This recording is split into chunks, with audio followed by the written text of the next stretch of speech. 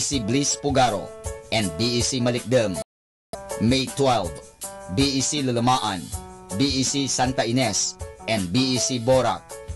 May 19, BEC Tubal West, BEC Liksi, and BEC Pantal.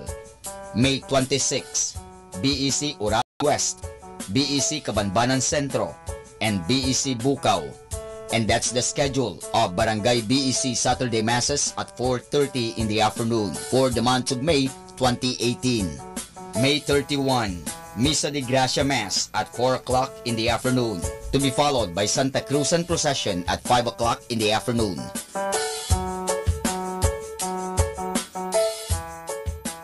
Atin pong napakinggan ang mga pasabi mula sa Basilica Minore ng Manaoag. Listen to Manaoag Dominican Radio and watch live through our website at www.radiomanaoag.com for the live Mass on air from 6 o'clock in the morning and 11 o'clock in the morning every day, and 5 o'clock in the afternoon from Monday to Friday, and 4:30 in the afternoon every Saturday, and 4 o'clock in the afternoon every Sunday. You may also visit the official website of Minor Basilica of Manaoag at www.manaoagbasilica.org for the different activities and other announcements. May kasama ka si Jesus, si Maria at kami.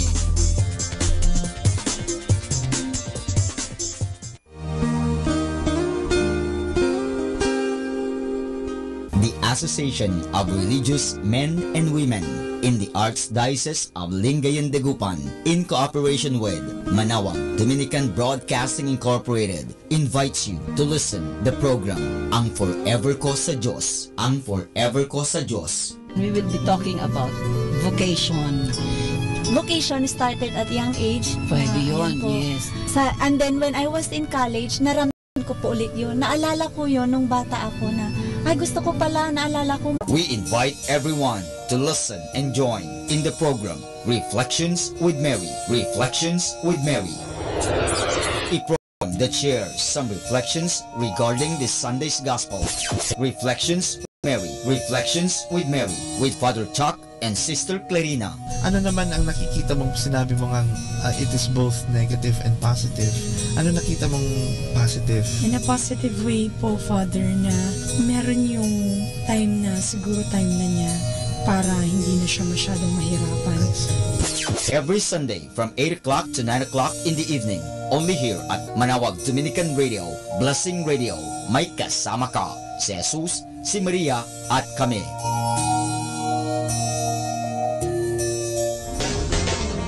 Tayo na at makinig, makilike, makijoin at makisali sa programang Facebook ni Kasamang Sky. Mula Kasama Clan, ito ay para sa mga kabataan. Karamihan po sa sinasabi nila, pag nag-stand ka daw sa katotohanan or sa tama, pag gumawa ka daw ng mabuti, marami kang may inis sa'yo, magagalit sa'yo. Facebook, ang programang pangkabataan. Mula Lunes hanggang Sabado, alas 7 hanggang alas 8 ng gabi. Dito lamang sa Manaoag Dominican Radio, your blessing radio. May kasama ka si Jesus, si Maria at kami. Facebook, like na.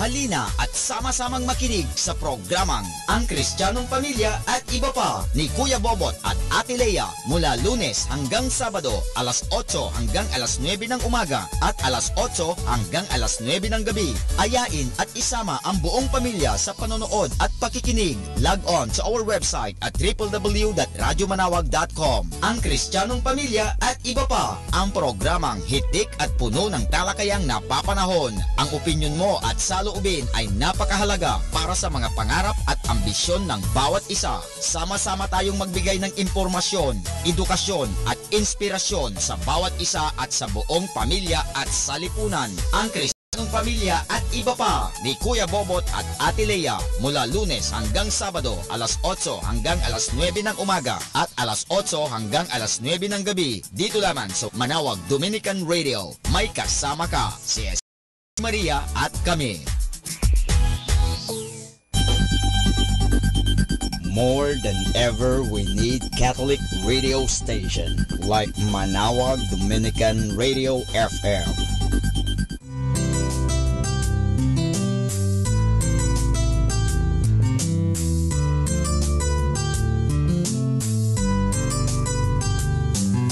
Whenever you're alone, just turn your radio on.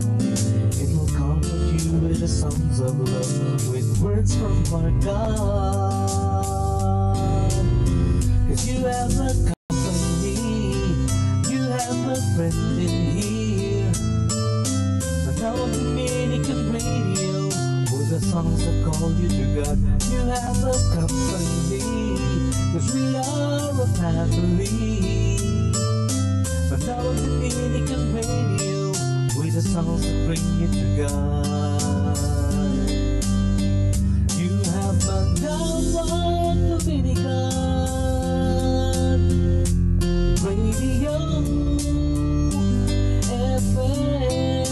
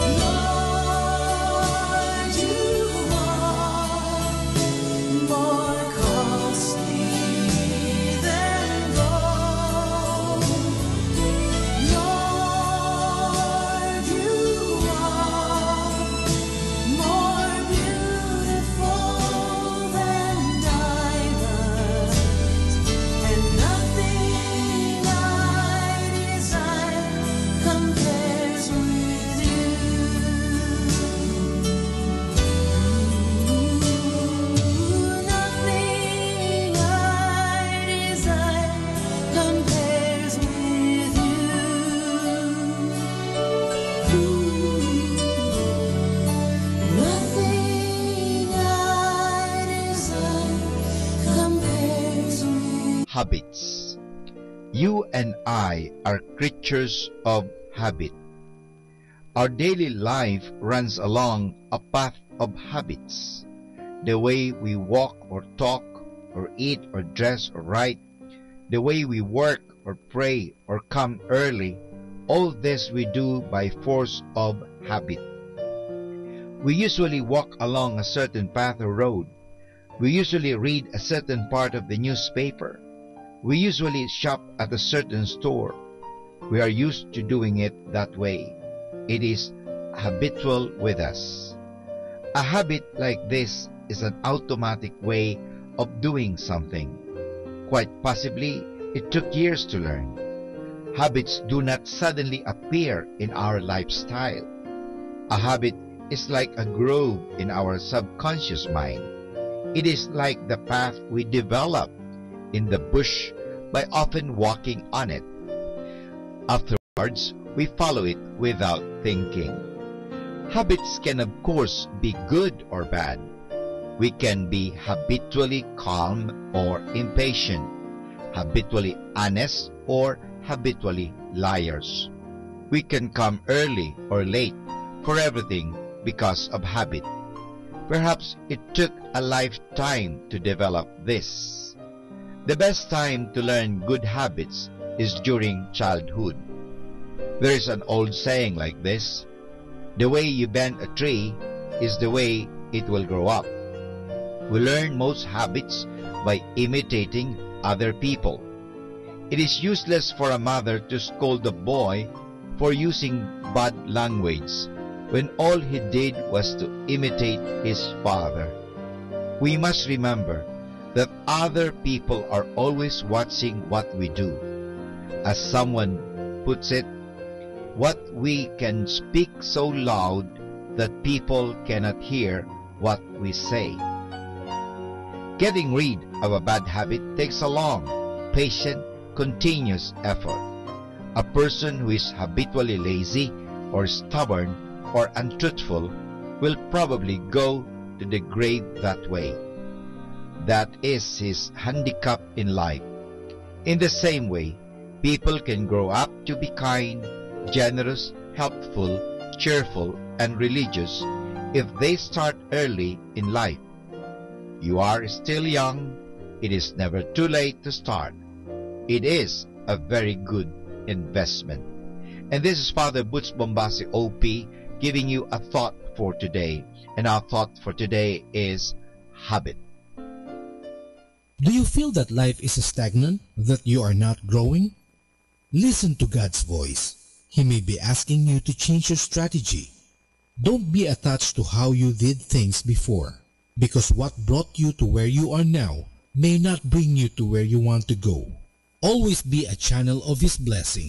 Enjoy listening to Manaoag Dominican Radio.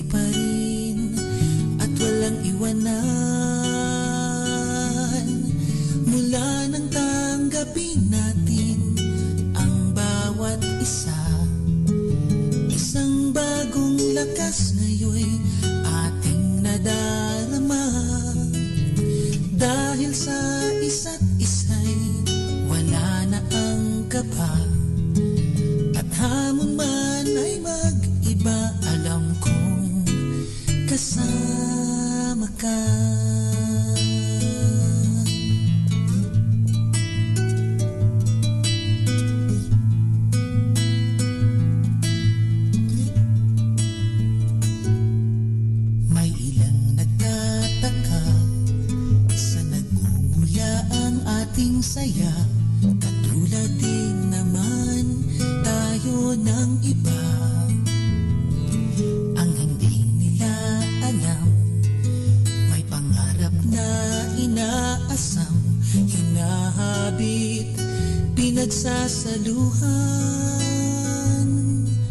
Di natin namalayan sa panahong nagdaan, sa biruan man o tampuhan, tuloy pa rin at walang iwanan.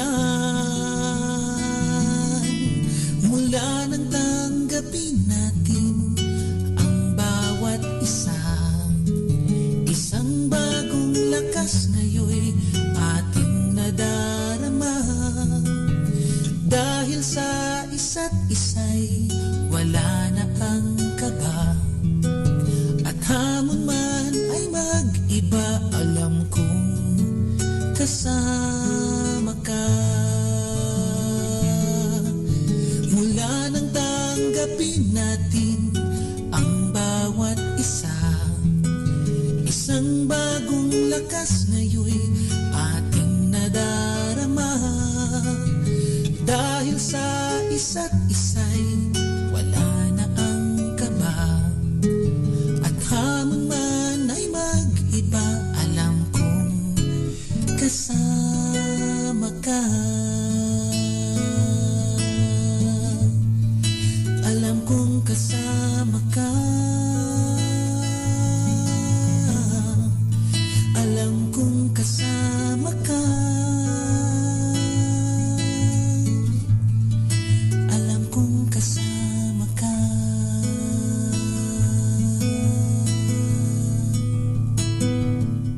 Sunday we call.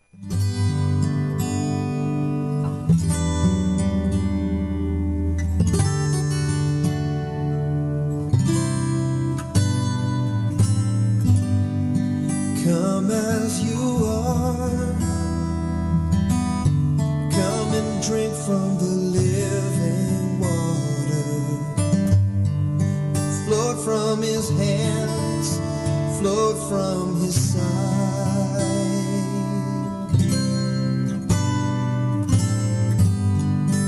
Come as you are, come and bathe in the healing water, cleansing from sin, releasing new life. Draw near to him, and he'll draw near to you. He's been waiting for you to call on his name. So come as you are.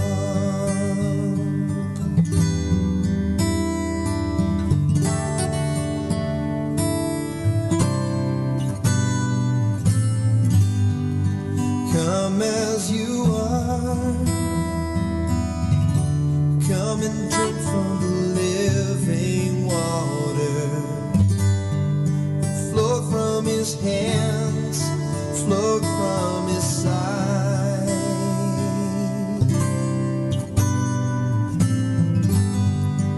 Come as you are. Come and bathe in the healing water, cleansing from sin, releasing new life. Draw near to him, and he'll draw near to you. He's been waiting for you to call on his name. So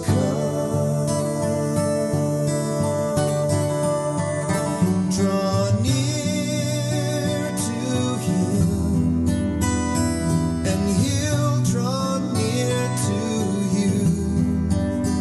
He's been waiting for you to call on his name. So come as you are.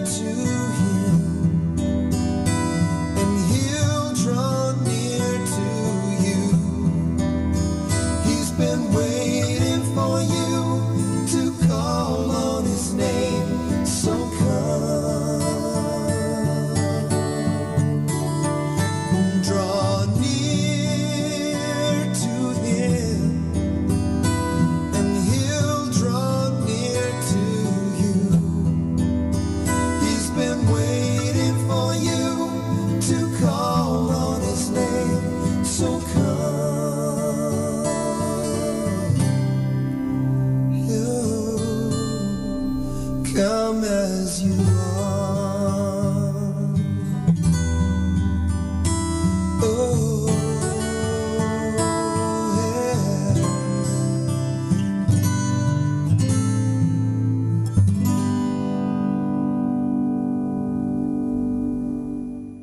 Be blessed and listen to Manaoag Dominican Radio. May kasama ka! Pakinggan po natin si kasamang JT sa Tagumpay sa Tag-Unos kasama ang Diyos. Ngayong Mayo 6, Biblia ay paghiling sa Diyos ng isang bagay na parang kontra sa lohika ng tao.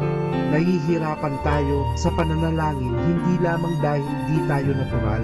Sabi ni Randall D. Ruth sa kanyang aklat, Prayer PowerPoints, kung di dahil ito'y pakikipaglaban sa kaaway. Ang pananalangin ay pakikipagdigma at makapagsimula ka lamang ay nangalahati ka na. Sabi ng natural na isipan, bakit mananalangin kung maaari namang gawan ng paraan ang mga bagay? Bakit mananalangin kung maaari namang magbanat ng buto at magmando ng iba para gawin ang gusto mo? Bakit mananalangin kung di mo naman makikita ang kausap mo? Ang mga ito'y walang katuturan. Laging magkasalungat ang nakikita mo at ang kailangan mong tanggapin sa pamamagitan ng pananampalataya. Ito ang labanan ng laman at espiritu, ang nakikita at di nakikita, at ng natural at supernatural. Ngunit sa iyong pagtitiwala sa buhay na Diyos at pagsunod sa kanyang utos, maaari mong sabihin kasama ni Oswald Chambers, hindi ako maraming uri ng hangal na nasa iisang tao, kundi iisang uri lamang ng hangal. Ang hangal na mananampalataya at susunod sa Diyos.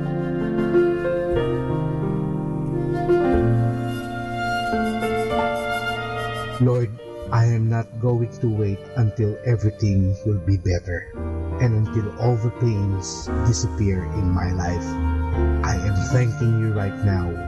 I am thanking you, Father, because I am alive and you haven't given up on me. Ito po ang inyong lingkod na si kasamang JT para sa pang-araw-araw nating gabay sa buhay.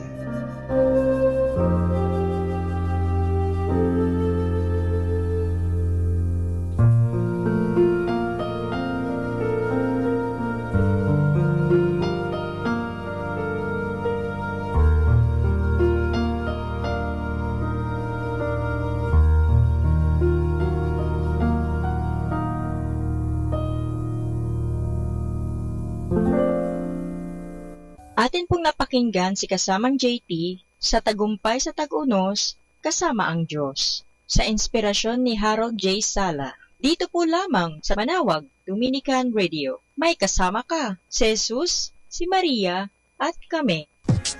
Good morning, everyone. A blessed day to everybody. Welcome to Manaoag Dominican Radio.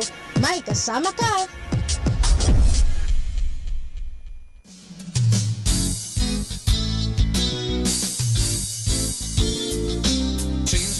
Oh God, fill me with your spirit, take away these eyes that drive me far from you, whisper from your word, and help my heart to hear it, fill me with these eyes to follow you, so change my heart, oh God, fill me with your spirit, take away these eyes that drive me far from you, Lord, whisper from your word, and help my heart to hear it, fill me with desire to follow you. No matter where you lead me, no matter how I'm tested, I believe you can help me grow and help me to obey. No matter where you lead me, no matter how I'm tested, I believe you can help me grow and help me to obey. So change my heart, oh God, fill me with your spirit, take away these eyes that drive me far from you, Lord, whisper from your word, and help my heart to hear it, fill me with these eyes to follow you. No matter where you lead, no matter where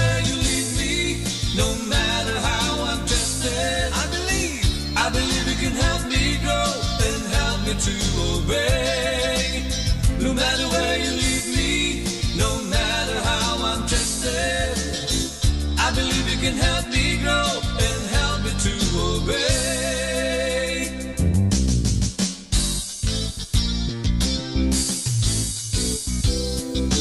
Change my heart, oh God. Fill me with your spirit. Take away the desires that drive me far from you. Lord, whisper from your word and help my heart to hear it.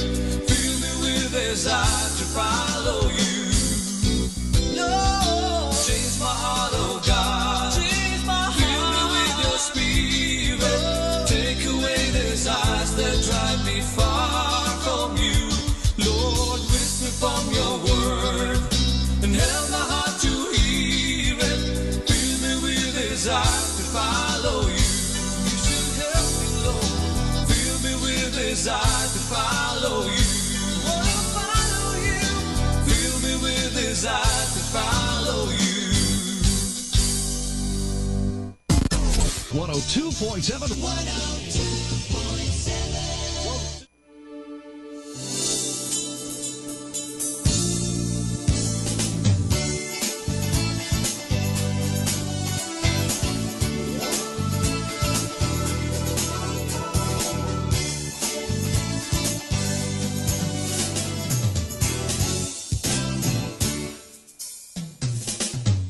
Kayamanan ko, sumamba sa iyong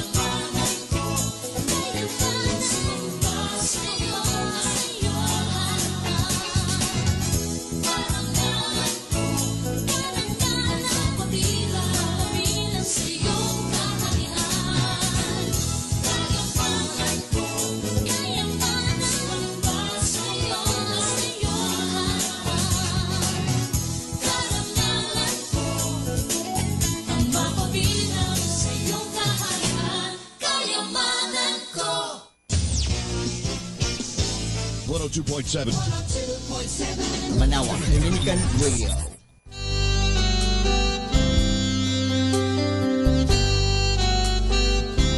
My heart is full of admiration for you, my Lord, my God and King. Your excellence, my inspiration, your words of grace have made my spirit sing. All the glory, honor, and power belong to you, belong to you. Jesus, Savior, Anointed One, I worship you, I worship you.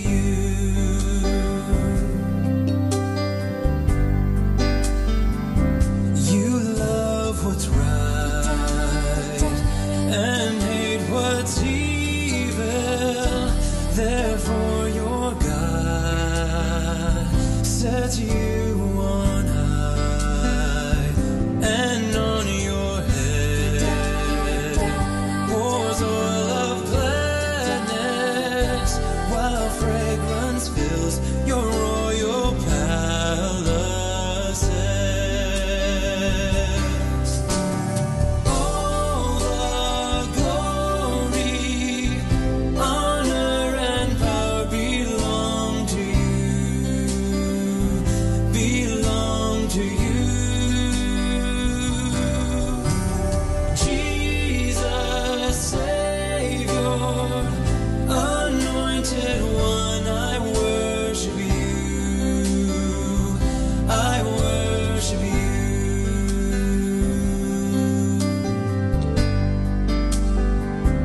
Your throne, O God, will last forever. Justice will be your royal decree.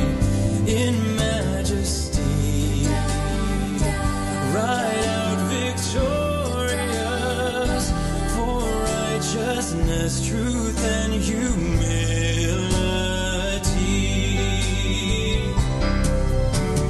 All the glory, honor, and power belong to you, belong to you. Jesus, Savior, Anointed One, I worship you, I worship you. All the glory, honor, and power belong to you, belong to you. Jesus, Savior, Anointed One, I worship you, I worship you.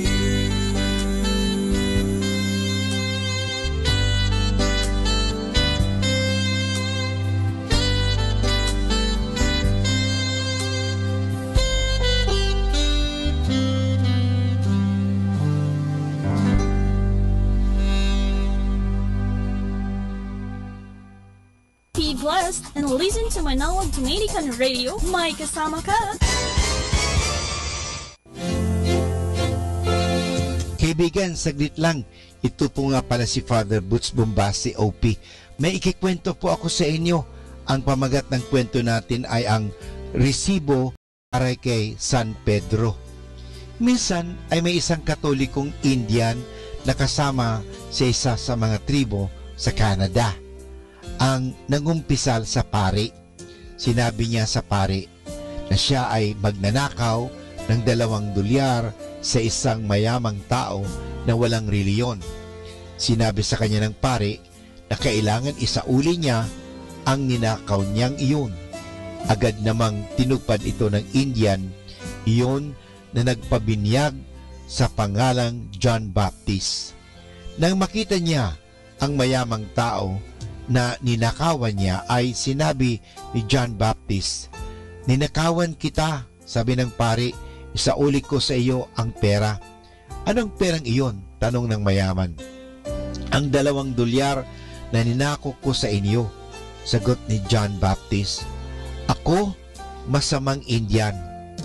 "Oo, sige, pero huwag kanyang magnanakaw muli. Diyan ka na, John. Teka, gusto ko kang bigyan ng resibo." "Resibo? Bakit gusto ng resibo?" Sinabi ng pari na humingi ka ng resibo. Walang sinabi ang pari. "Oy, bakit mo kailangan ng resibo? Nagnanakaw ka sa akin, isinauli mo ang pera ko. Hindi pa ba yan sapat? Kasi ikaw tanda na, ako bata pa. Una ikaw mamamatay, ako ay susunod lang. Kakatok ako sa pintuan ng langit, bubukasan ni San Pedro at tatanungin ako, 'Ikaw ba yan, John Baptist? Anong kailangan mo?' Ang sagot ko, 'Gusto ko sa langit.' Tatanungin ako ni San Pedro, 'Paano ang mga kasalanan mo?' Sasabihin ko sa kanya, 'Pinatawad na ako ng pari.' Tatanungin ako uli ni San Pedro, 'Paano yung ninakaw mo doon sa mayamang walang reliyon? Binayaran mo ba? May resibo ka ba?' 'Oy, walang akong resibo.' Kawawa naman si John Baptist. Biro mo, pupunta pa ako doon at sa ibaba para hanapin ka? Kung walang resibo, walang langit." Diyan po mga kaibigan nagtatapos ang ating kwento tungkol sa resibo para kay San Pedro. Nakakatuwang isipin nga ang kwentong ito. Pero ano pong aral ang matututunan natin sa kwentong ito? Tungkulin natin ni isauli ang anumang bagay na ninakaw natin sa tunay na may-ari nito. Hindi natin kailangan ng resibo sa may-ari tulad ng akala ng Indian na si John Baptist. Ang mahalaga ay paglilista nito ng Diyos sapagkat alam niya ang lahat ng bagay na ginawa natin. Tayo ay hahatulan ayon sa listahan iyan na ginawa ng Diyos tungkol sa mga ginawa natin dito sa lupa. Kaya mga kaibigan, maging honest tayo at kung meron tayong mga ninakaw, dapat na nating isauli yan at pagbayaran. At kung may utang tayo, bayaran na natin. Ito nga po puli si Father Butz Bombase na nagpapaalala, marami pa akong ikikwento sa inyo sa susunod. Knock knock, I am here with kisses and hugs to cheer you this morning. Get up, you sleepyhead, from your bed and embrace a new day. Good morning, everyone.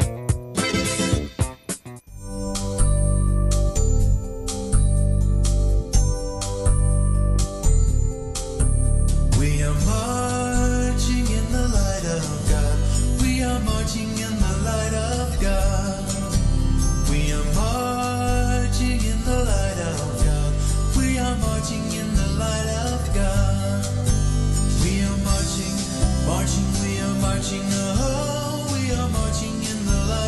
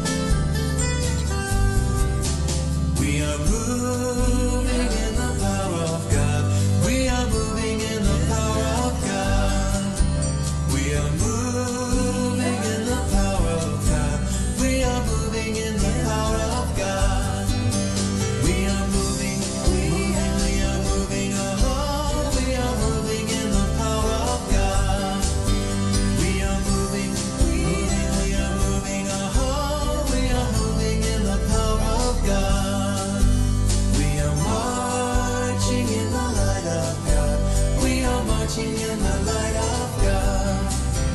We are marching in the light of God. We are marching in the light of God. We are marching, marching, we are marching, oh, we are marching in the light of God. We are marching, marching, we are marching, oh, we are marching in the light of God. We are marching, marching, we are marching, oh, we are marching in the light of God. We are marching, marching, we are marching, oh, we are marching in the light of God.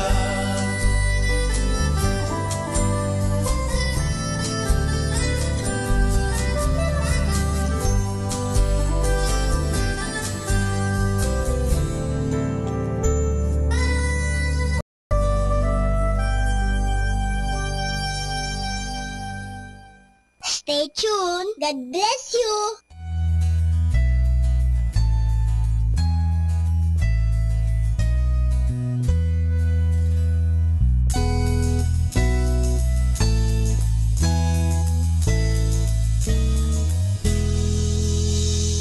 Blessing and honor, glory and power be unto you, my King.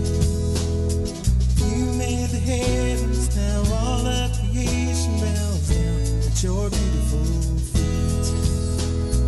Blessing and honor, glory and power be unto you, my King. You made the heavens, now all of creation bows down at your beautiful feet. Holy are you.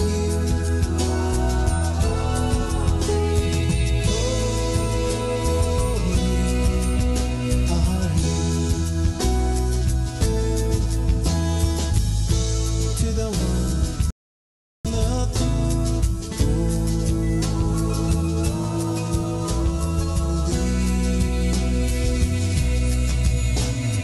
blessing and honor, glory and power be unto you, my King.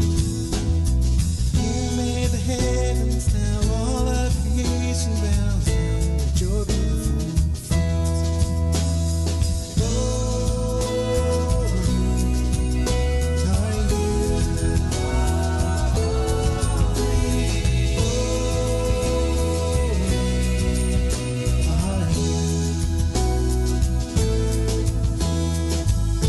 To the one who sits on the throne.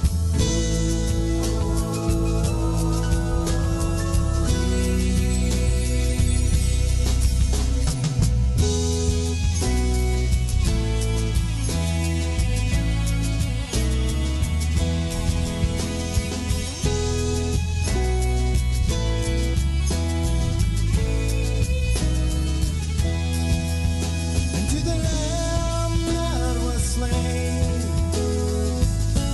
all glory is due. And to the Lamb that was slain, holy are you. Blessing and honor, glory and power be unto you, my King. You made the heavens, now all of creation bows down at your beautiful feet. Blessing and honor, glory and power be unto you, my King. You made the heavens, now all of creation bows down at your beautiful feet.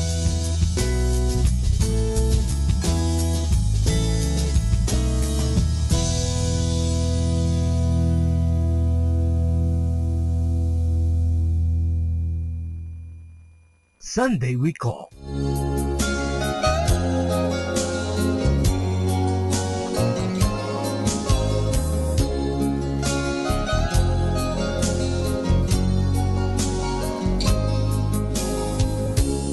As we gather, may your spirit work within us. As we gather, may we glorify your name. Knowing well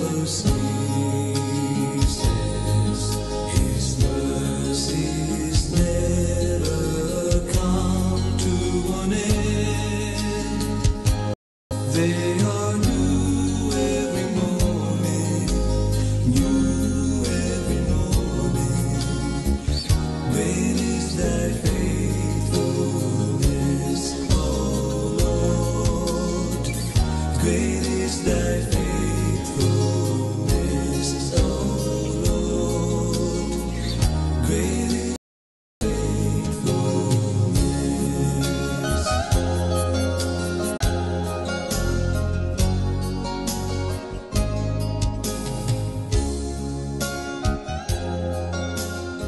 Our time now is 10 o'clock in the morning.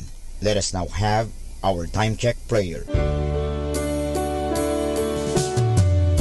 Panalangin ng isang manggagawa. Makapangyarihang Diyos na lumikha ng lahat, binigyan mo ng dangal ang paggawa ng lalangin mo ang mundo. Nakahanda akong tulo ng pawis, magtiis ng init sa araw at pagod sapagkat sa pamagitan ng aking gawain na itataguyod ko ng marangal ang aking pamilya. Kailangan ko ang tulong mo upang manatili akong malusog at malakas at sa gayoy may pagpatuloy ko ang aking pagsisikap. Marapatin mo nawa ang pag-aalay ko sa iyo ng mga gawa ng aking mga kamay bilang tanda ng aking pasasalamat at pagpupuri sa iyong kadakilaan. Ipagkaloob mo ang tagumpay sa aking mga gawain